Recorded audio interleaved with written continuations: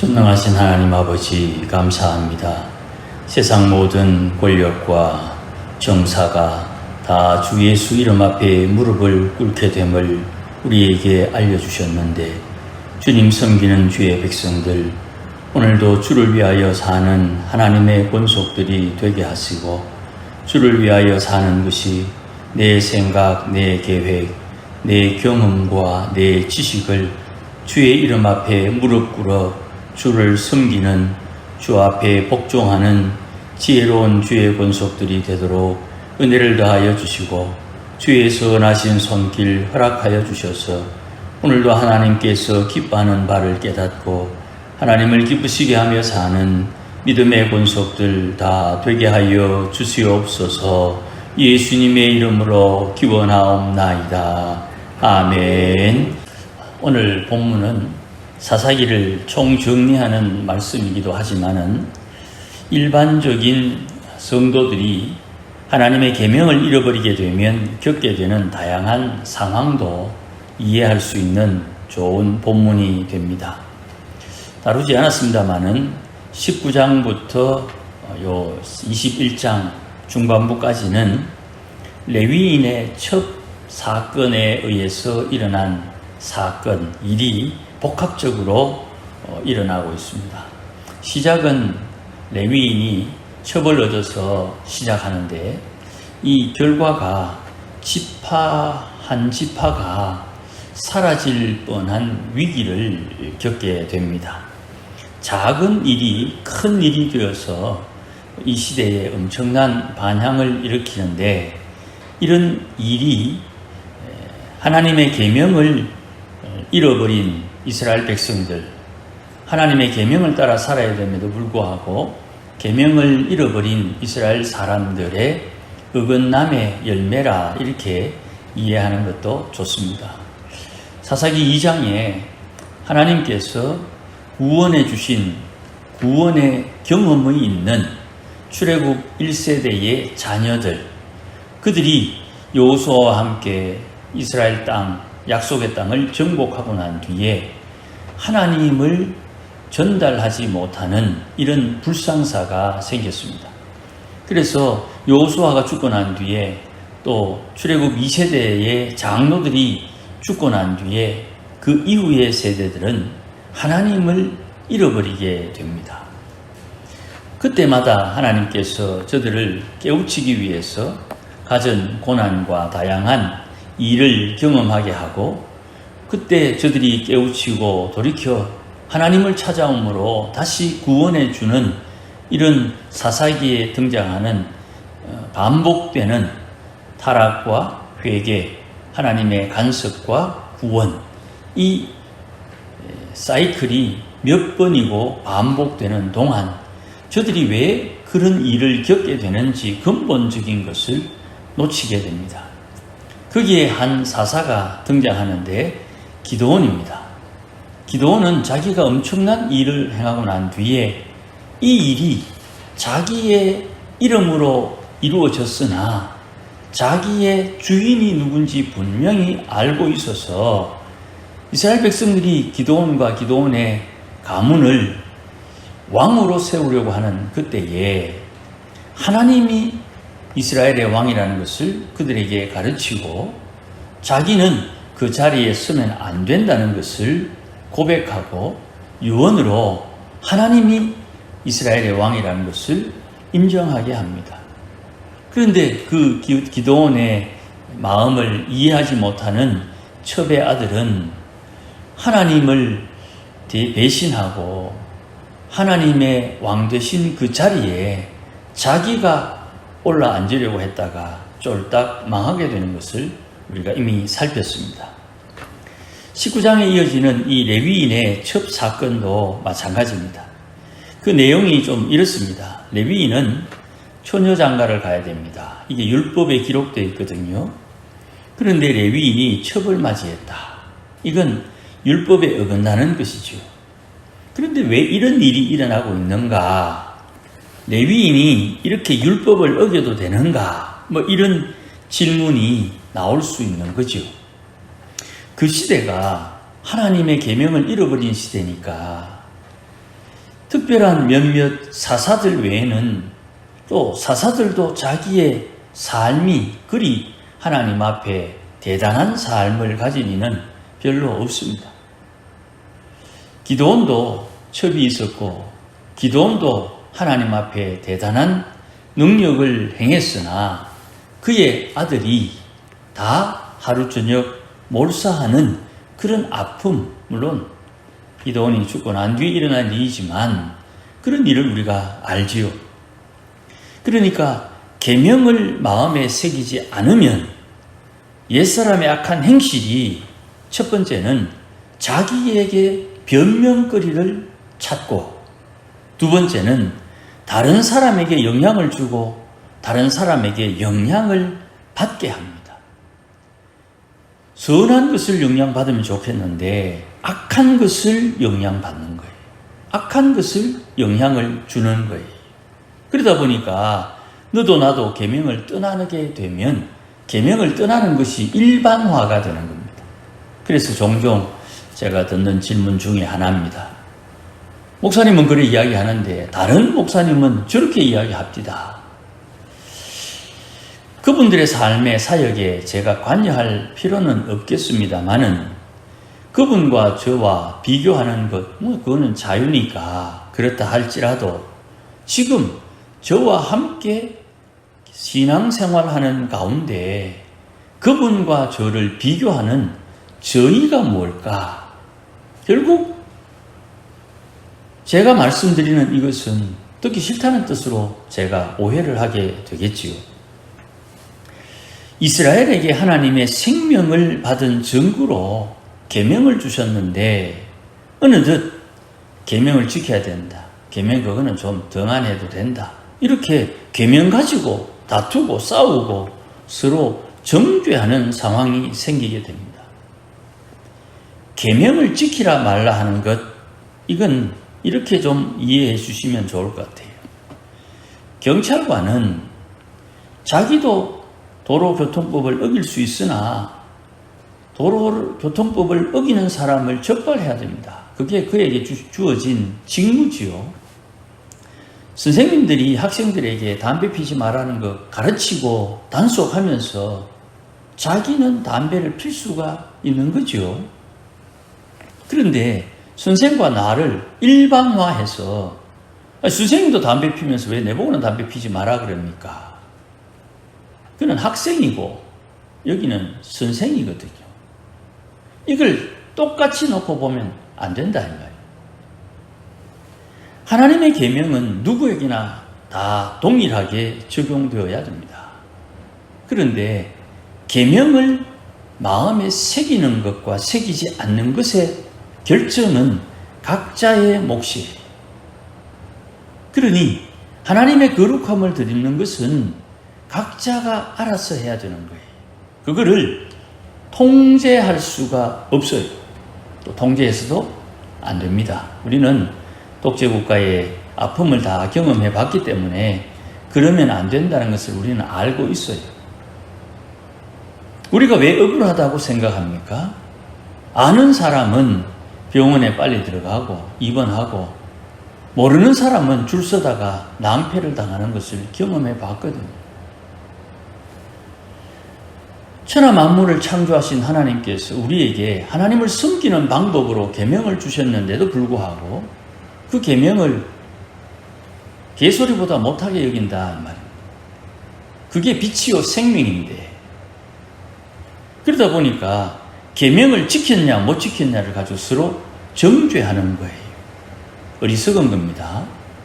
지키고 지키지 않고는 각자가 알아서 하는 거예요. 각자가 알아서 못할 때에 하나님께서 긍휼을 베풀어서 알아서 하도록 권면하거나 때로는 자극하거나 때로는 억압할 수는 있지만 그건 일반적인 것이 아니에요. 그러니 계명을 붙들어야 된다 하는 것은 마땅히 선포되어야 되는 말씀이고 그것에 순종하고 하지 않고는 결정하는 거예요. 자기가. 그리고 그 결정에 대한 열매는 각자가 따는 것입니다. 그러니 하나님의 계명을 마음에 새긴다 하는 것은 누구나 다 들어야 되는 말씀이고, 그 말씀에 하나님의 다른 성경의 많은 믿음의 선배들이 겪었던 상황들을 통해서 그 계명이 있고 없고의 열매가 어떻게 다른지를 잘 살펴봐야 되고, 거기에 이해되지 않는 다양한 상황들을 하나님과 대화하면서 그것을 깨닫고 풀어가야 되는 것이에요. 그런 입장에서 오늘 사사기 19장, 20장, 21장의 말씀을 조금 살펴보려고 합니다. 북쪽 에브라임 산지에 레위인이 살았습니다. 그가 예루살렘에서 일을 보다가, 아마 성전에서 일을 봤겠지요. 일을 보다가 예루살렘에서 첩을 얻었는데 그 첩이 행음을 해서 친정으로 도망을 갑니다. 친정은 예루살렘 베들레헴입니다. 그래서 이 레위인이 처가로 첩을 데리러 베들레헴으로 갔습니다. 근데 장인이 좀 미안했던지 떠나려고 하면 붙잡고 떠나려고 하면 붙잡습니다. 딸이 시집을 갔는데 음행을 행한 이 일에 대해서 장인이 미안해한다. 이거는 우리가 인지상정으로 이해할 수 있는데, 미안한 것 때문에 몇 날을 머물게 하는 이것이 레위인이 직무를 집행하는데 문제가 될 정도로 좀 어렵게 일을 치른 것 같아요.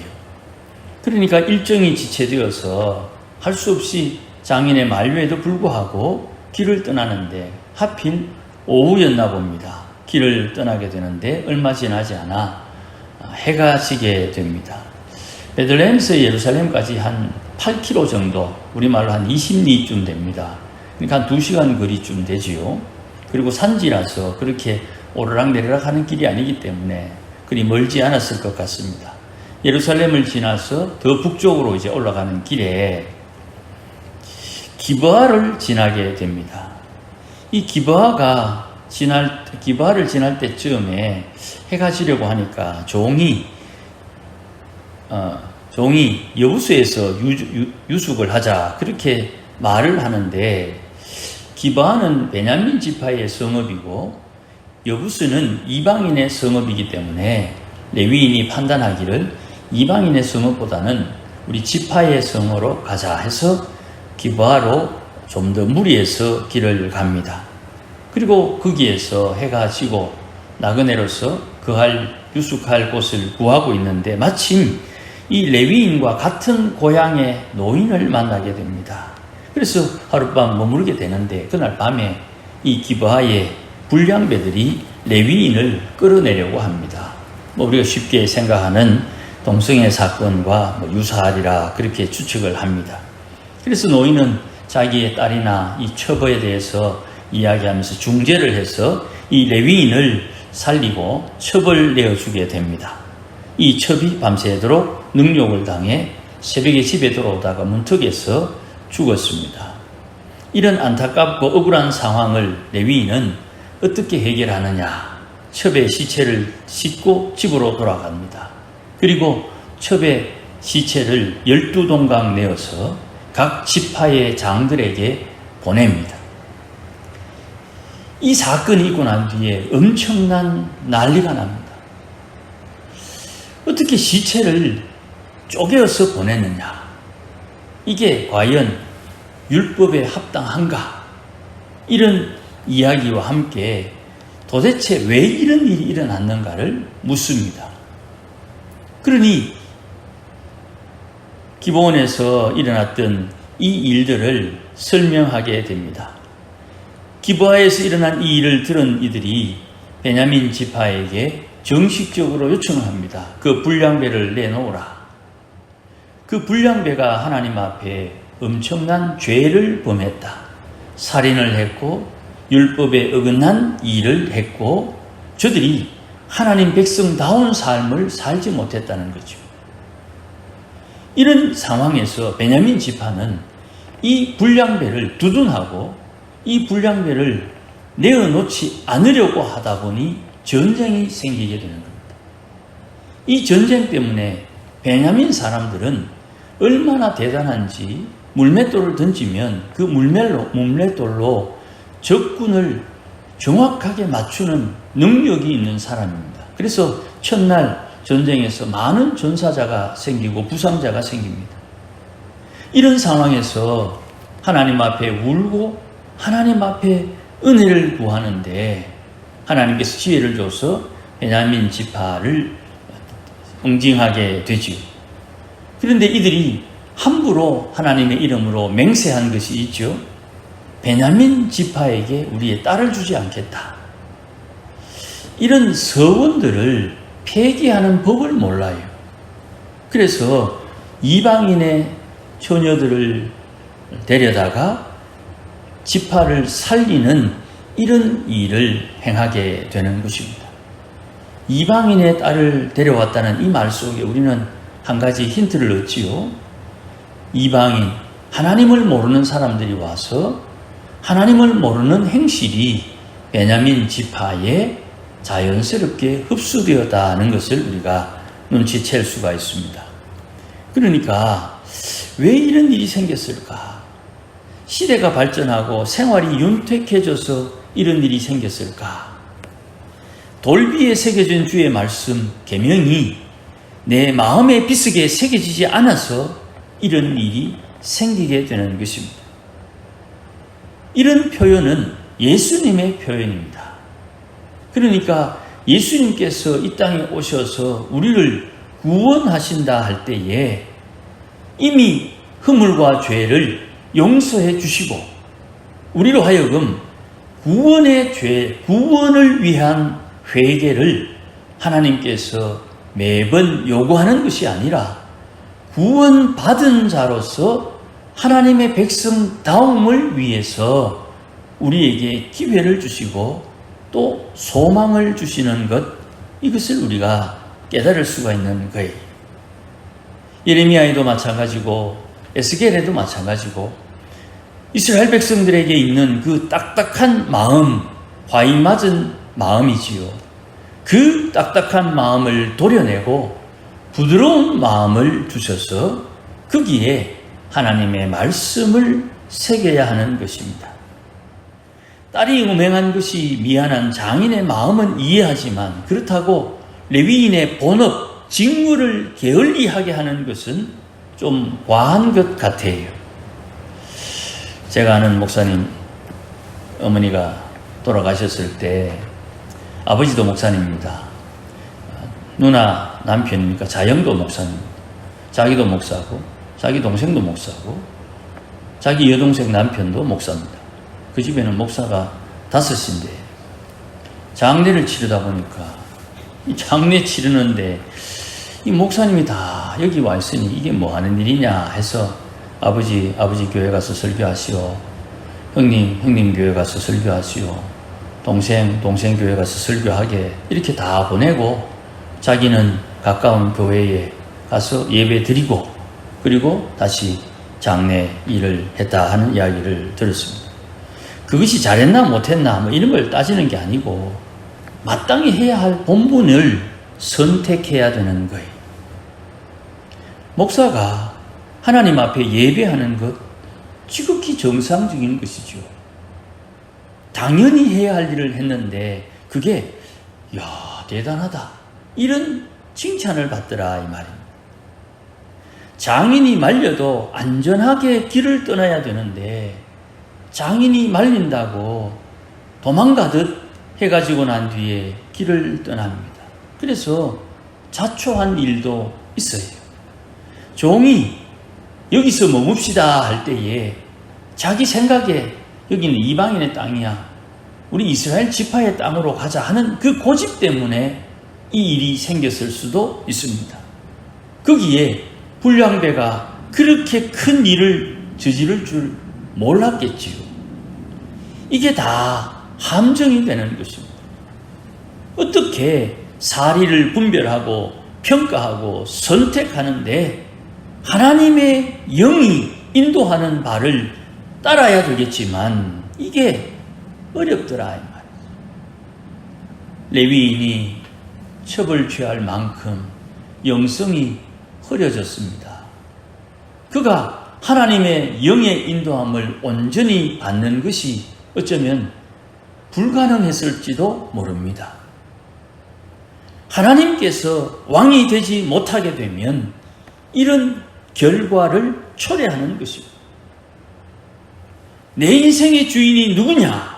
이건 귀신도 관심이 있는 거예요. 예수님 말씀에 한 사람에게 귀신이 들었는데 그 귀신이 쫓겨났다.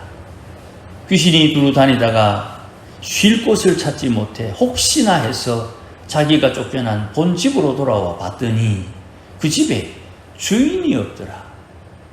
혹시나 모르니까 주인이 들어오면 안 되니까 자기 친구 7을 더 데리고 그곳에 다시 들어갔더니 이 사람의 나중이 이전 형편보다 더 심각하게 되었더라. 내 인생의 주인이 누군지 날마다 고백함으로 내가 누구의 종인지 하나님 앞에 확정하지 아니하면 악한 원수는 부지런히 우리를 염탐하는 것입니다. 하나님의 왕되심을 인정한다는 것은 우리가 생각하는 것보다 더 훨씬 심각한 문제가 되는 거예요. 이 사건으로 베냐민 지파가 멸절의 위기를 겪습니다. 물맷돌을 잘 던지는 실력이 있더라도 율법을 어기는 지파는 절단나는 거예요. 세상에서 돈을 많이 벌고 명예가 있고 능력이 있고 인맥이 두터워도 하나님을 떠나면 하나님의 은혜는 점점점 사그라드는 것이에요. 뭐가 옳은지 분간을 못하는 지파는 위기를 자초하는 것입니다. 우리가 이미 살펴봤듯이 단 지파의 행적은 충분히 우리에게 깊은 통찰력을 제공해 주지 않습니까? 왕이 없고 자기가 왕이 되어버린 시대, 하나님과 나 사이에 누군가 사람이 끼어들어서 하나님을 대신하거나 하나님 자리를 탐하거나 내가 저 사람은 관심이 없는데 저 사람을 마치 하나님 자리에 올려두고 저 사람의 말을 듣겠다고 하는 것, 이것까지 다 왕이 없는 행실이 되는 것입니다. 혹시 여러분은 그런 생각을 하는지 모르겠습니다만은 저는 선교학을 전공했기 때문에 이런 표현을 좀 씁니다. 목사님을 무당으로 취급하는 경우가 왕왕 있어요. 선지자가 하나님의 말씀해 주신 것 외에는 알지 못합니다. 또 알아서도 안 되고요. 그런데 하나님께서 하시는 그 일이 하나님의 주도하에 이루어짐에도 불구하고 기도 많이 하는 권사님, 신령한 경험을 한 장로님, 말씀을 많이 공부한 목사님이 하나님의 자리에 또 가서 앉아 있을 수도 있고 내가 거기에 모실 수도 있는 거예요. 왕이 누구냐? 이건 우리 인생살이에 너무너무 중요한 거예요. 이스라엘의 왕이 누굽니까? 여호와 하나님임에도 불구하고 눈에 보이지 않고 손에 잡히지 않으니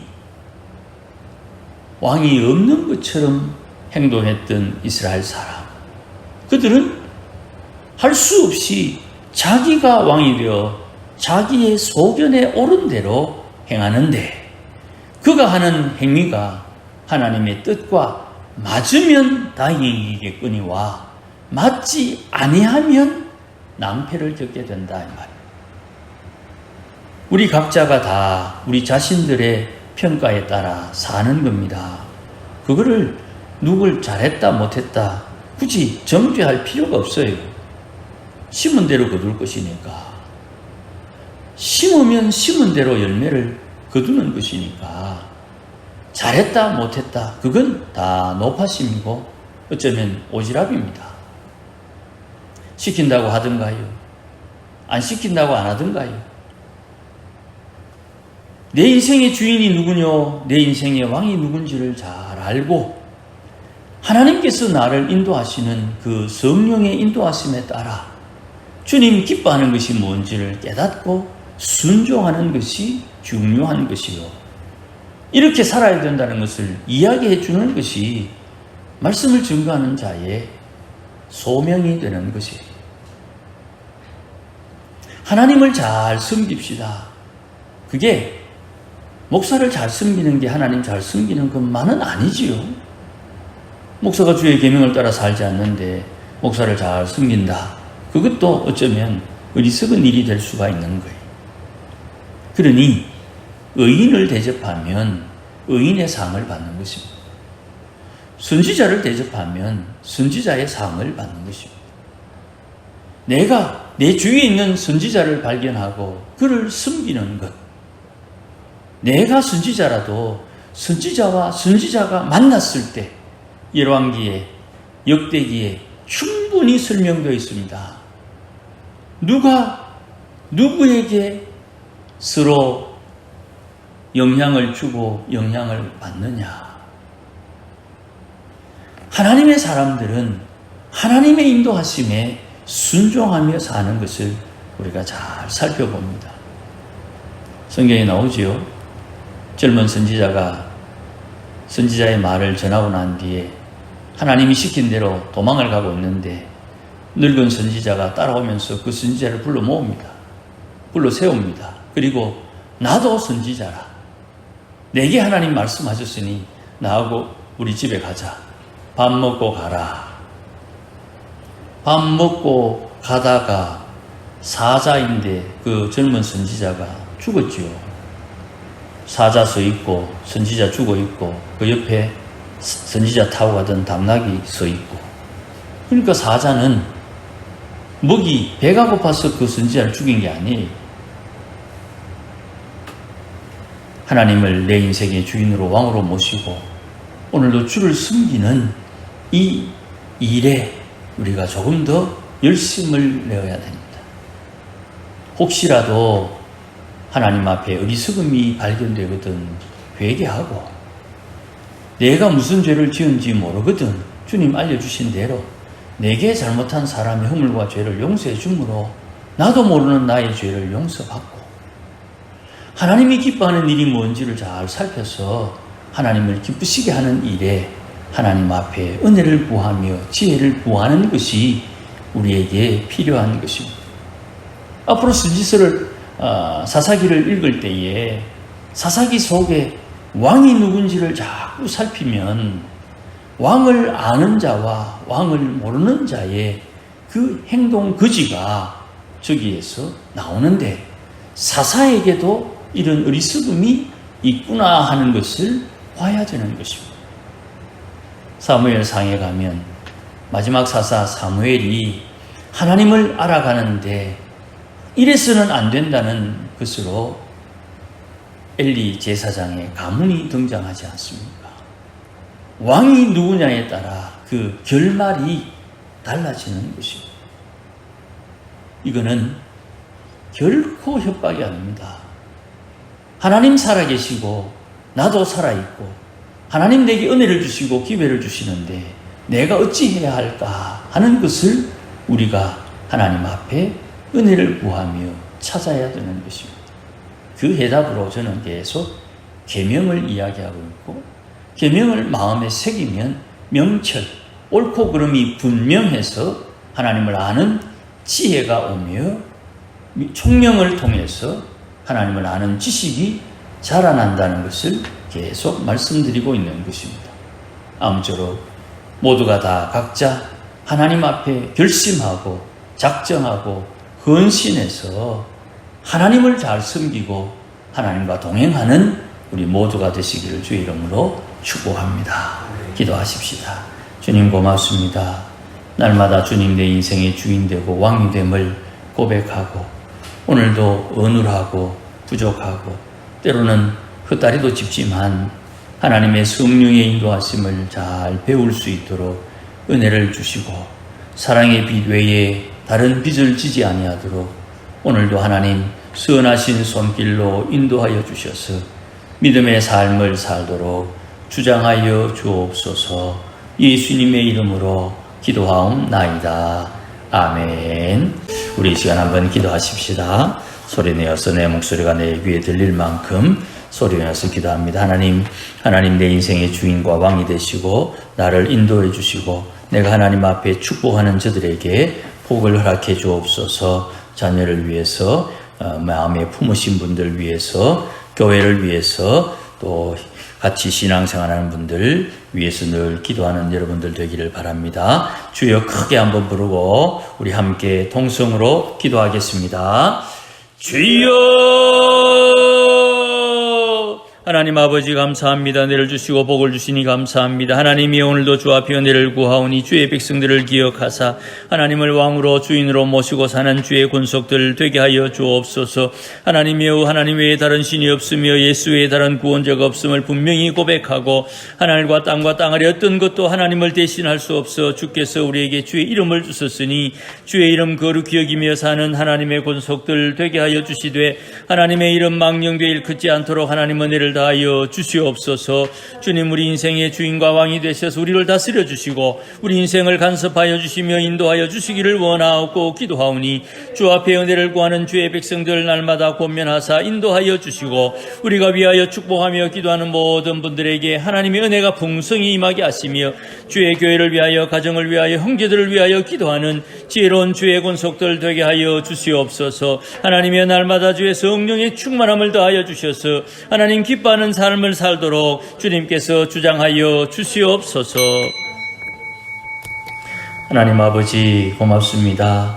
하나님께서 내 인생의 주인 되고 왕 되심을 날마다 고백할 때에 악한 마귀, 악한 귀신들 우리를 대적하지 못하며 우리의 심령 간섭하지 못하도록 보호해 주시고 날마다 주의 성령님 빛을 비추어 주셔서 빛 가운데 주의 뜻을 행하며 사는 주의 백성들이 되도록 은혜와 복을 다하여 주시옵소서. 교회를 위하여 축복하고 또 가정을 위하여 축복하고 또 우리의 형제들을 위하여 축복하는 아름다운 삶을 살 때에 하나님께서 복을 허락하여 주셔서 모두가 다 주의 은혜요 복임을 고백하며 찬양하며 감사하는 우리 모두가 되게 하여 주시옵소서. 이제는 우리 주 예수 그리스도의 크신 은혜와 하나님 아버지의 극진하신 사랑과 성령님의 감화, 감동, 위로 충만하심이 오늘도 하나님을 내 인생의 주인으로 왕으로 모시고 주를 섬기며 주의 종으로 온전히 살기를 다짐하는 모든 믿음의 권속들 심령 위에 우리 교회 위에 이제로 영원토록 함께 계실지어다. 아멘.